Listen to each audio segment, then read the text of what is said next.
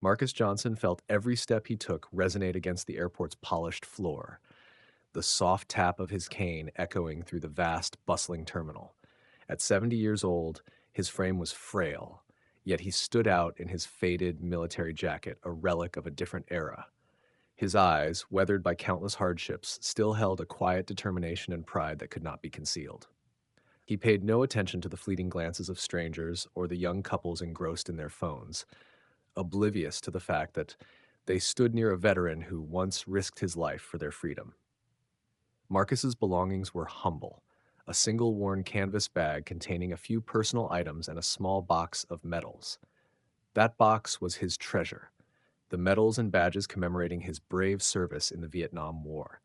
He preserved them carefully, a tangible reminder of the comrades he had lost and the bittersweet memories of a time that was both harrowing and heroic. Gate D12, Marcus muttered to himself as he slowly made his way down the long airport corridor. He paused for a moment to adjust his cane, his trembling hands a sign of his age. A young boy no older than 10 noticed him from across the hall and stared curiously. "Mom, who's that man?" the boy asked, pointing at Marcus's military jacket. The light, his mother quickly pulled him away, whispering, "Don't stare, sweetheart. Let's go." Marcus heard their brief exchange, but only smiled. Such reactions no longer saddened him. He had grown used to being forgotten. People like him, those who had once stood on the front lines, now seemed like faded silhouettes in the background of modern society. At last, he arrived at Gate D12, where a crowd of passengers waited to board the flight. They were dressed smartly, pulling shiny suitcases, chatting animatedly, or glued to their phone screens. Marcus stood apart from the throng, exhaling softly to steady himself. He wasn't accustomed to such noise and chaos.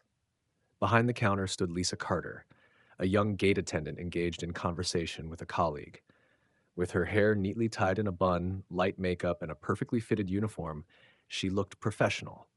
But as Marcus approached, her expression shifted slightly. She smiled politely, but there was a flicker of annoyance in her eyes as she noticed him. "Hello, how can I help you?" Lisa asked, her tone flat yet courteous. Marcus nodded and carefully pulled his ticket from his jacket pocket. "Good afternoon, miss. I'm here to board the flight to New Orleans." Lisa took the ticket briskly, glanced at it, and frowned. "Mr. Johnson, your ticket isn't valid," she said, her tone unwavering. "This seat has been reassigned to another passenger."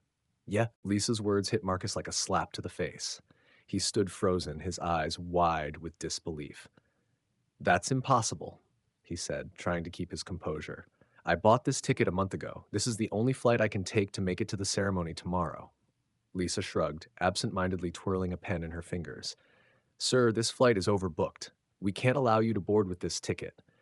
However, we can rebook you on a flight tomorrow." "I can't wait until tomorrow," Marcus said, his voice trembling slightly. "I need to be at the ceremony. It's very important." "Sir, we'll try to work something out, but for now, I need you to step aside so we can assist other passengers," Lisa said curtly, not giving Marcus a chance to respond further before turning back to her work. Marcus quietly stepped aside, feeling as though the world had left him behind. Memories of war began flooding his mind, bringing back the crushing sense of isolation he had felt on the battlefield. This time, however, it wasn't an enemy he faced. It was the indifference of society. Across the terminal, Ethan Ward sat in a waiting area, watching the entire interaction. A young businessman, in casual attire, hoodie and jeans, Ethan blended in seamlessly with the crowd. Few people would guess that he was the secret owner of Skyway Aviation. Ethan often traveled undercover, observing employees and passengers to gauge how well his airline was operating. As he witnessed Lisa's cold demeanor and the look of disappointment on Marcus's face, Ethan felt a wave of irritation. He didn't act immediately, choosing instead to keep watching. His eyes narrowed when he noticed Lisa laughing with a colleague, seemingly unfazed by what had just happened. Time passed as groups of passengers were called to board the flight. Marcus remained standing off to the side, gripping his cane tightly, his legs appearing barely able to support him. A few passengers passed by, casting sympathetic glances, but no one stopped to help. Someone murmured quietly to their companion, "It's a shame, but he should have been better prepared." Eventually, Lisa returned to Marcus, her tone unchanged. Mr. Johnson, we found a seat for you, but it's the last row near the restroom. If you're okay with it, we can get you on the flight now. Marcus felt humiliated, but he nodded. That's fine, as long as I can get on the plane. From a distance, Ethan rose to his feet and walked toward the counter. Excuse me, he said, his tone calm yet commanding. Is there a problem here? Excuse me, a calm yet firm voice sounded from behind, causing Lisa to pause. She turned around, slightly frowning, as she saw a young man in a hoodie and jeans approaching the counter. His casual appearance was unremarkable, but the confidence in his eyes was something she wasn't accustomed to seeing in an average passenger. Is there a problem here? Ethan asked, maintaining a steady, composed tone. Lisa raised an eyebrow, glancing at Marcus before turning her attention back to Ethan. There's no problem, sir. We're just handling an issue with an invalid ticket. Marcus looked at Ethan, his expression a mix of surprise and skepticism. He wasn't used to strangers standing up for him, especially someone as young as Ethan. Invalid ticket? Ethan repeated, raising an eyebrow. But I just heard you say he could board if he took a seat in the last row near the restroom. Lisa hesitated for a moment, like not expecting Ethan to have overheard the conversation. Yes, but that's only a temporary solution. His ticket doesn't match the seat originally assigned because the system reassigned it. Ethan crossed his arms, fixing his gaze on Lisa. If his ticket is valid, why was his seat reassigned without notifying him in advance? Lisa began to feel the pressure. Sometimes the system overbooks flights, and Ethan interrupted, his tone no longer soft. Don't blame the system. This is an error on the airline's part. And yet, your solution was to let an elderly man stand here for hours while you decide whether he's worthy of boarding the flight? Ethan's words drew the attention of a few nearby passengers who turned to watch the scene unfold. Lisa's face flushed red as she struggled to maintain her professionalism. I was just following protocol, sir, she replied, her voice strained. Protocol? Ethan repeated, emphasizing the word. Does your protocol include treating customers with disrespect, or does that only apply to people you think aren't important? Lisa opened her mouth to respond, but Ethan turned to Marcus, his demeanor softening. Sir, my name is Ethan.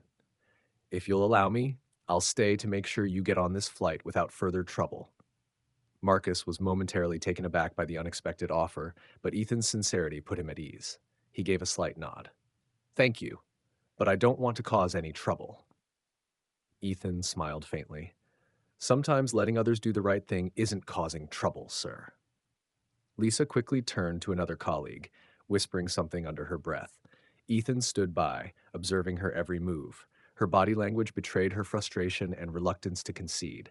Time seemed to crawl as a few passengers began to glance curiously at Marcus and Ethan, murmuring among themselves. To ease the tension, Ethan struck up a conversation with Marcus. Where are you flying to, sir? Marcus smiled faintly, though his smile carried the weight of exhaustion. New Orleans.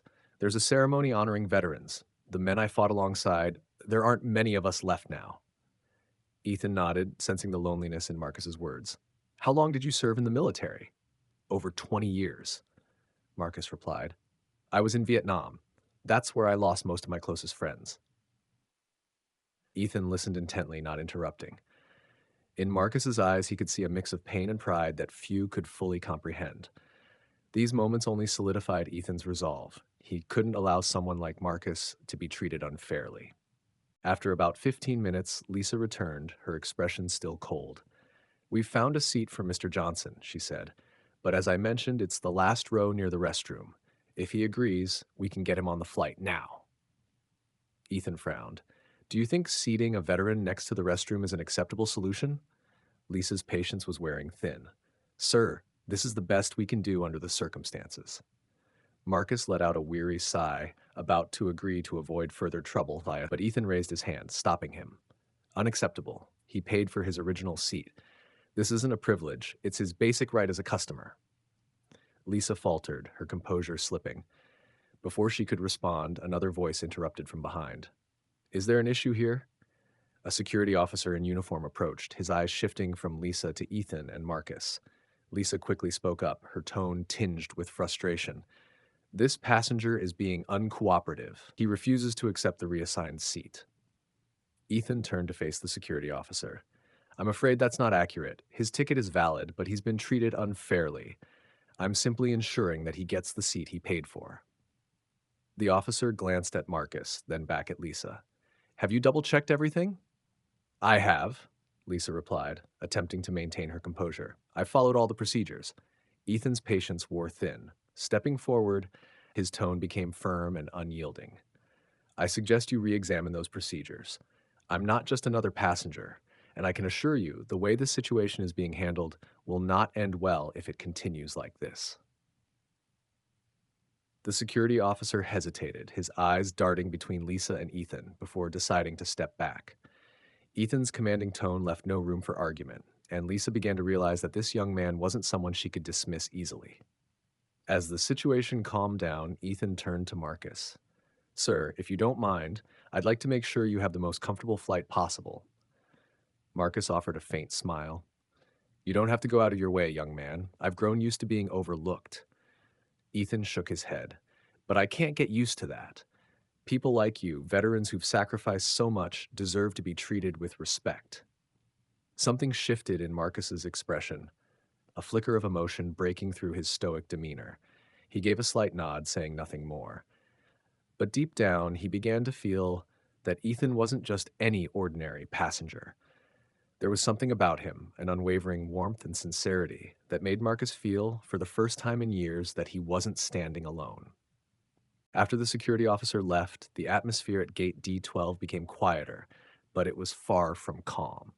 Lisa remained at her station, a trace of frustration flickering in her eyes as Ethan continued to stand next to Marcus, showing no intention of leaving. She didn't know who Ethan was, but his demeanor made her uneasy. Meanwhile, Marcus sat silently on a nearby chair, his hands resting on his cane. His face bore an expression of sadness, though he tried to maintain his composure. Thank you, Ethan, Marcus said softly, his voice barely above a breath. But I think this has gotten too complicated. I just want to get on the plane and get through today. Ethan sat down beside him, shaking his head. No, sir. This isn't just about today. This is about how they treated you, and I can't stand by and do nothing. Marcus studied Ethan with a curious expression. You're young, but I feel like you've been through a lot. Ethan didn't respond immediately. Instead, he turned his gaze to Lisa, his tone calm but carrying weight. Miss Carter, I need you to contact your manager right now. If this issue isn't resolved, I'll handle it myself. Lisa frowned. Sir, I've done everything within my power. I don't think calling a manager will change anything. Ethan smirked faintly. Let me be the judge of that. With no other choice, Lisa pulled out her phone, tapped a few buttons, and walked away to make the call. As she left, Ethan turned back to Marcus. Sir, you seem like someone who has seen and experienced a great deal. Did you serve in the military? Ethan asked, his expression softening. Marcus nodded slightly, his eyes distant as if staring into the past. Yes, I did. I served in Vietnam. That was a tough time. I lost a lot of friends there, more than I can even remember by name. How long did you serve? Ethan asked, his voice lowering, filled with respect. More than 20 years, Marcus replied, his voice trembling slightly. I started when I was 19, young and foolish, but that's what we all did back then. I didn't realize those years would define the rest of my life. Ethan remained silent, letting Marcus continue at his own pace. We face things no one ever talks about. War isn't just about guns and bullets. It's about sacrifices, losses, and the burdens you carry for the rest of your life. Marcus paused, taking a deep breath. Ethan could sense that those memories still weighed heavily on him. In one ambush, our unit was surrounded. Bullets came from every direction. I can still see the faces of my comrades as they fell beside me. There was one person in particular. Marcus's voice broke slightly, his words catching in his throat. He was my best friend, Richard Taylor. Ethan's heart tightened. Richard Taylor, that was his grandfather's name. It couldn't be a coincidence. Ethan inhaled deeply, trying to steady himself, but his heart was pounding in his chest. My grandfather, he also served in Vietnam, Ethan said softly. His name was Richard Taylor. Marcus turned to Ethan, his expression shifting from confusion to sharp recognition. Richard Taylor was your grandfather? Ethan nodded. He often spoke about a soldier who saved his life during a battle. He said that if it hadn't been for that man, he would never have made it home. That man's name was Marcus Johnson. Marcus stared at Ethan as if piecing together fragments of a long-forgotten puzzle. After a moment, he nodded, his voice low and steady. That's right. Richard was a good man. I did what I had to do to keep him alive, but I don't think it was anything special. It was just my duty. Ethan was at a loss for words. He looked at Marcus with a mix of gratitude and admiration. Sir, without you, my family wouldn't exist. I owe you everything. Marcus shook his head and chuckled softly. You don't owe me a thing. That's what we did for each other out there on the battlefield. Lisa returned, her expression tinged with annoyance. The manager will be here in a few minutes, she said, avoiding eye contact with Ethan or Marcus. Thank you, Ethan replied, his tone sharp. In the meantime, let me be clear. This situation isn't going to end here. Lisa raised an eyebrow, ready to respond, but thought better of it.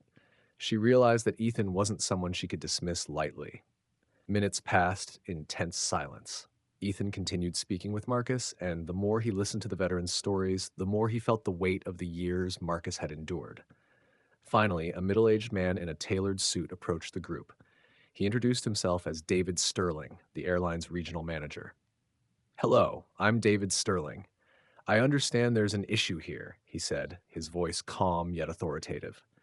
Ethan stood, stepping forward to meet him. Good evening, Mr. Sterling. The issue is that your staff treated a veteran unfairly.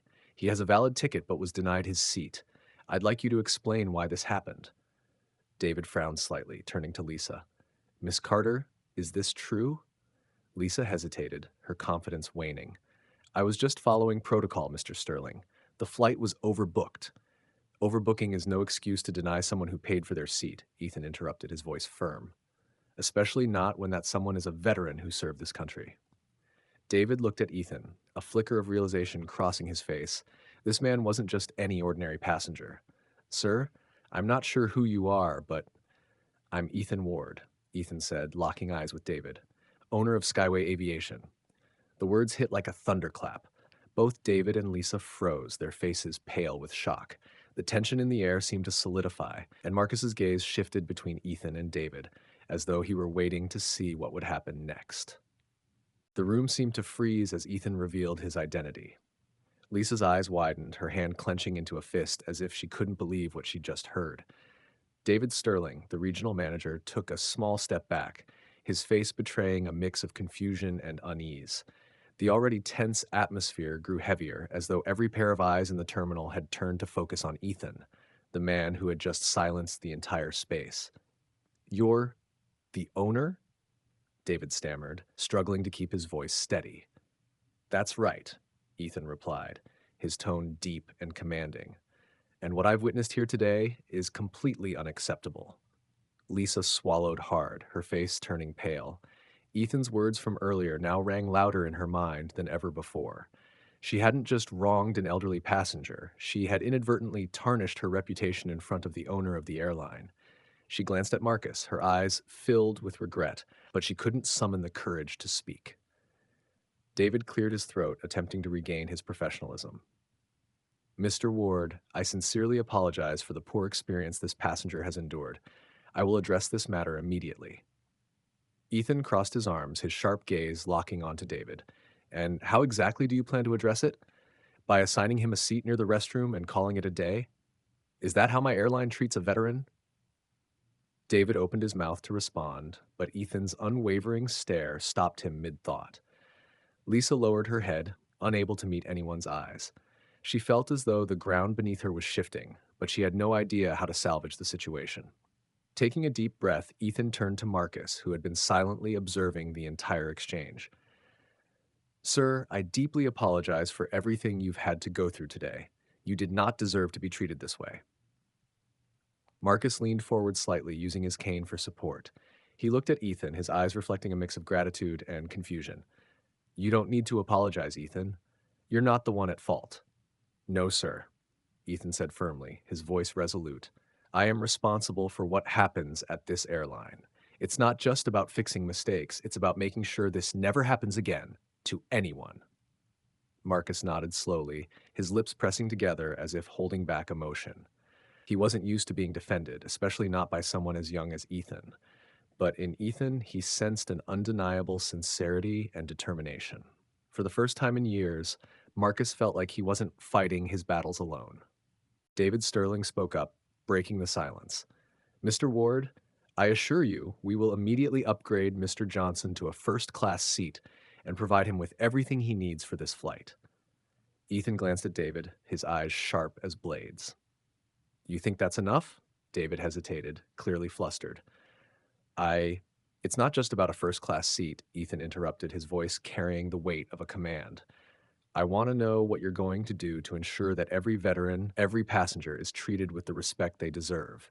Remember, this airline carries the name Skyway Aviation, but its honor doesn't lie in the services we provide. It lies in how we treat people like Mr. Johnson. David nodded repeatedly, much like a student absorbing a stern lesson. Yes, Mr. Ward, I'll convene with the management team immediately and implement specific measures. Ethan then turned to Lisa, who stood frozen as if rooted to the spot. And you, Miss Carter, do you have anything to say to Mr. Johnson? Lisa startled, her hands trembling slightly as she stepped closer to Marcus. Mr. Johnson. Her voice trailed off, nearly caught in her throat. I, I sincerely apologize for not treating you fairly. I didn't realize I was wrong. Marcus regarded her for a moment, his gaze not angry, only contemplative. He nodded slightly. Young lady, I don't need an apology. What I need is for you to learn from this. Not for my sake, but for others. Lisa bowed her head, her eyes glistening with tears. I understand, sir. I promise I will change. After Lisa left, Ethan escorted Marcus to the VIP lounge, where the veteran could rest comfortably while waiting for his flight. Ethan ordered a cup of coffee for Marcus and sat down beside him. You're a remarkable young man, Ethan, Marcus said gently. Not many people your age would stand up for someone else like you have. Ethan smiled, his eyes shimmering with emotion. Sir, it's the least you deserve. And more than that, I owe you my gratitude. Without you, my grandfather wouldn't have made it back home. You saved his life, and for that, my family is forever thankful. Marcus looked deeply into Ethan's eyes, his hands trembling slightly. Richard was a good man. He cared about others more than himself. You remind me a lot of him. Ethan lowered his head, his voice soft. My grandfather taught me that courage isn't just about fighting in war, it's about standing up for what's right. I think he learned that from you. Marcus didn't respond, only smiled. But in his eyes, Ethan saw a profound emotion that words couldn't express. As the flight prepared for departure, Ethan stood, placing a respectful hand on Marcus's shoulder. Sir, I hope this flight brings you comfort, but I also want you to know that this is just the beginning. Sir, I'll make sure your story isn't forgotten. Marcus looked at Ethan, his eyes filled with gratitude. Thank you, Ethan. Not everyone would do what you've done today. Ethan smiled, tilting his head in acknowledgement. It's the least I could do. As Marcus boarded the plane, Ethan remained at the gate, watching him go. In his heart, a plan was beginning to take shape. A plan to transform the way Skyway Aviation treated its passengers, especially veterans like Marcus Johnson. Marcus stepped onto the jet bridge, gripping his cane tightly as he walked slowly but with a deep sense of emotion. His patience and pride had carried him through every obstacle he faced, just to finally sit in the seat he rightfully deserved. As he crossed the cabin door, he looked around the first-class section, where Ethan had arranged for him to have the most comfortable seat available. A flight attendant greeted him with a warm smile, bowing slightly as she helped him place his small bag in the overhead compartment. Welcome aboard, Mr. Johnson. I hope you have a pleasant flight. If you need anything, don't hesitate to let me know, she said, her genuine smile a stark contrast to Lisa Carter's earlier attitude at the gate. Marcus nodded slightly, thanking her in a soft voice. He settled into his seat, hands gently smoothing over the fabric of his old military jacket, as if to calm himself. For the first time in years, he felt truly respected, not because of the title veteran, but because of the genuine care and dignity shown by someone like Ethan. Meanwhile, Ethan remained at the gate. He wasn't taking this flight, but his mind was buzzing with ideas. Sitting in the waiting area, he opened his laptop and began typing the first lines of a plan that could transform his entire airline. Veteran Appreciation Initiative, Skyway Aviation, Shahi wrote as the title on his screen. Ethan wasn't just aiming to fix a single mistake. He wanted to build a legacy, a program that could honor and support veterans like Marcus. Ideas began to flow: priority boarding, complimentary seat upgrades, veteran appreciation events, and even support programs for military families. Ethan envisioned a community where both passengers and airline staff could come together to honor those who had sacrificed so much for their country. In that moment, Ethan realized this was more than just a business decision, it was a mission. And it all started with one man's story: Marcus Johnson. "Would you like some water or coffee, Mr. Johnson?" the flight attendant asked with a warm smile. "Thank you, just some water," Marcus replied, his voice as soft as a breeze. The flight attendant quickly brought a glass of cool water and gently placed it on the table in front of Marcus. He picked up the glass, took a small sip, and let out a quiet sigh, feeling as though a great weight had been lifted from his shoulders. For the first time in years, he felt a sense of peace washing over him. Meanwhile, Ethan finished drafting the first version of his initiative. Each sentence he wrote felt like more than just a business plan. It was a promise, a heartfelt commitment. After sending the email to his executive team, he leaned back in his seat, his eyes fixed on the plane as it disappeared into the sky. The image of Marcus, resolute yet quietly lonely, lingered in Ethan's mind. Ethan knew that Marcus's story needed to be heard, not just to honor him, but to remind everyone that the sacrifices of veterans must never be forgotten. Sitting silently, Marcus gazed out the plane's window, but his thoughts were with Ethan. A remarkable young man, he mused. Ethan reminded him of Richard, not just in appearance, but in his determination and compassion. It felt as though Ethan was a bridge between the past and the present, someone who was continuing Richard's story while starting a new chapter for Marcus himself. In the cabin, other passengers remained unaware that they were sharing the space with a man who had dedicated his life to protecting their freedom. But Marcus didn't hold it against them. He had never sought to be the center of attention. All he wanted was for the values he and his comrades had fought for to be preserved and passed on. As the plane began its descent, the sound of the landing signal chimed. Marcus took a deep breath, feeling the subtle pressure shift in his ears. An unusual sensation filled him. Not exhaustion, but a newfound sense of hope. This flight, unlike any he had taken before, had given him not just comfort, but a reminder that he was not alone. When the plane landed, Marcus rose from his seat, gripping his cane as he stepped carefully out of the cabin. Each step he took carried a sense of relief that words could not describe. At the end of the jet bridge, Ethan stood waiting, a gentle smile spreading across his face. "You're still here, Ethan?" Marcus asked, his voice tinged with surprise. "Of course," Ethan replied, his eyes shining. "I wanted to see you off and make sure everything was all right." Marcus looked at Ethan, nodding slowly. He realized that from this moment on, it wasn't just this flight that had changed, it was his entire life. Marcus and Ethan walked slowly through the crowded airport terminal, but it was as if the world around them had gone silent. Marcus still held his cane firmly, yet his steps no longer felt as heavy as before. Beside him, Ethan moved with calm determination, his eyes carrying a sense of resolve. To Ethan, every step alongside Marcus was not just an act of gratitude, but also a promise to honor both the past and the future. "You don't have to see me off this far, Ethan," Marcus said, his voice gentle yet sincere. "I'm used to doing things on my own." Ethan shook his head slightly. "Sir, this isn't just about seeing you off. This is about the respect I have for you and everything you represent. I couldn't let you leave without making that clear." Marcus paused, turning to look at Ethan. His gaze was filled with emotion. "You're a good man, Ethan. Richard would be so proud of you." Ethan smiled, though his lips quivered faintly. The name Richard from Marcus's mouth always conjured vivid memories of his grandfather, a great man who had instilled in him all the values he lived by. "Thank you, Marcus," Ethan said. "I'm just continuing what he started." When the two reached the main concourse, a surprise awaited Marcus.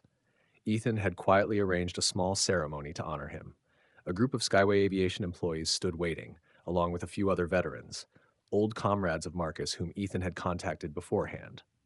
A large banner hung above them bearing the words, "Thank you for your service, Marcus Johnson." Marcus stopped in his tracks, his eyes widening. He looked around and saw familiar faces as well as strangers, all gazing at him with admiration. "What's all this, Ethan?" Marcus asked, his voice trembling. Ethan placed a hand on Marcus's shoulder and smiled warmly. "It's just a small gesture of gratitude, sir. You are not alone. The people here, and even those who couldn't be present today, want you to know that your sacrifices will never be forgotten." Marcus stood there, overwhelmed, realizing that this moment was more than a celebration. It was a reminder that his life's work had made an impact and that he was truly valued. The ceremony began with a brief yet heartfelt speech from Ethan. He spoke about the importance of honoring veterans, not just with words, but through tangible actions. Ethan recounted the story of his grandfather and Marcus's sacrifice, emphasizing how Marcus's bravery had forever changed the fate of an entire family, Ethan's family. "I stand here today," Ethan said, his voice deep and resonant, "not just as a businessman, but as a grandson, a son, and a grateful citizen. Marcus Johnson is not just a veteran, he is a hero." Applause erupted throughout the concourse, and Marcus, always composed, felt his heart race. He wasn't used to being the center of attention, but today he couldn't deny the warmth that filled him. After the speech, Ethan approached Marcus, holding a small, carefully sealed envelope. He handed it to Marcus with a meaningful look. "This is a small gift from Skyway Aviation, and from me personally, to express our deepest gratitude," Ethan said. Marcus took the envelope and opened it. Inside was a special travel card, engraved with the words, "Lifetime Flight Pass, Marcus Johnson." "You didn't have to do this, Ethan," Marcus said, his voice thick with emotion. "No, sir," Ethan replied, his eyes glistening. "This isn't something I had to do. It's something I wanted to do. You sacrificed for this country, and now it's our turn to give back." Marcus stared at the card in his hands, feeling as if a warm current was flowing through his chest. He looked up at Ethan, his eyes brimming with gratitude. "You're a special man, Ethan. Thank you for everything." The ceremony ended with laughter and warm handshakes, but for Marcus, it was more than just an event. It was a reaffirmation that his sacrifices and those of his fallen comrades would never be forgotten.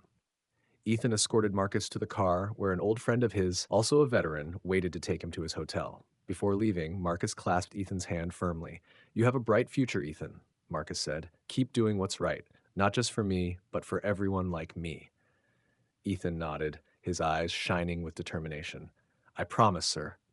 As the car pulled away, Marcus glanced out the window, watching Ethan standing there, his hand raised in a silent farewell. Marcus wasn't sure if he had enough time left to witness the monumental changes Ethan was determined to bring about, but he knew that a spark of hope had been ignited. Ethan returned to his office, his heart filled with determination. He didn't just draft the plan, he began implementing it immediately. The first changes to the Veteran Appreciation Initiative were rolled out. Priority boarding, complimentary seat upgrades when available, and special events to honor veterans. But Ethan didn't stop there. He wanted to share Marcus's story so that everyone could understand that every life carries a legacy worth cherishing. The plane ascended into the sky, carrying Marcus and his memories, along with a renewed sense of hope. From the vast blue heavens, he looked down, feeling a profound pride and peace, a feeling he hadn't experienced in a long time. Ethan, standing on the ground below, watched the plane disappear into the horizon, his heart lighter, but his resolve stronger than ever. Marcus's story wouldn't end here. It would be retold, inspire others, and become a lasting part of Skyway Aviation's legacy, a place where every passenger, every veteran is treated with the respect and gratitude they truly deserve.